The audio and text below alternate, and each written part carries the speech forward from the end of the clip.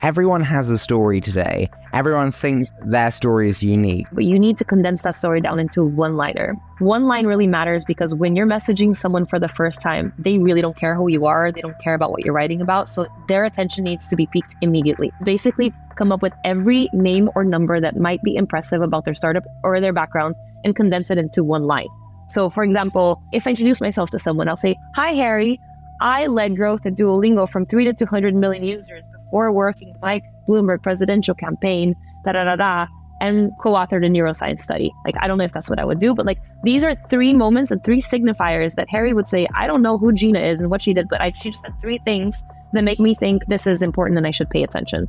So you need to find those signifiers. And if you don't have them yet, it's okay. You can find proxies. Like, for example, I went to this university, or so-and-so has used my product, or I have money from this angel investor. So you need to find the things that are going to matter to a journalist. What we did with Duolingo and with Tumblr, but especially with Duolingo over and over again, was just that. So for example, I would have Luis Fanan fly to a country, and then I would make sure to schedule a talk, not just in one place that had like a major name, like for example, a top university, but 2.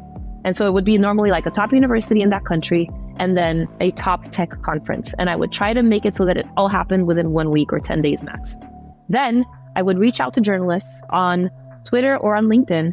I would have this one-liner, and then I would say, Luis has been invited by, and then I would use the 2 things that they would go, wow, this matters. Like, imagine, Harry, you've never heard of Harry Stebbings, but he was just invited by Harvard and TechCrunch to speak at blah, blah, blah. And, he has no time. So I'd create a scarcity. He has no time right now, like he's super important, even though no one's heard of this. If you would like, 10 minutes to speak with him, I could potentially make that happen.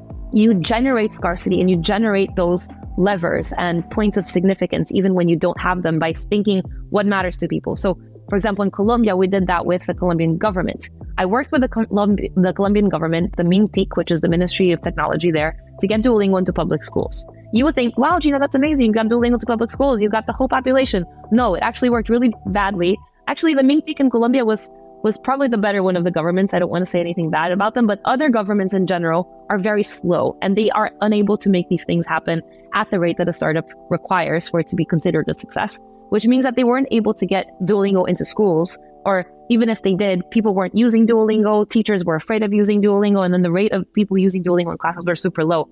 None of that mattered because we could use that for PR. Because now I could reach out to journalists and say, Duolingo is officially being used alongside the Ministry of Technology or the Ministry of Education of your country in public schools. And I have proof because as part of my little contract, I said they had to have a little landing page where they put the Duolingo logo on it. So then I could like hyperlink so the journalist could go and see, wow, it's true. The Duolingo logo is on the government website. And suddenly now the journalist thinks Duolingo is really important and really matters. The government is putting their name behind it. So even though this partnership isn't really going anywhere and it's not quite working, I have now signaled to the journalist that they should know about something and they don't, and they need to catch up.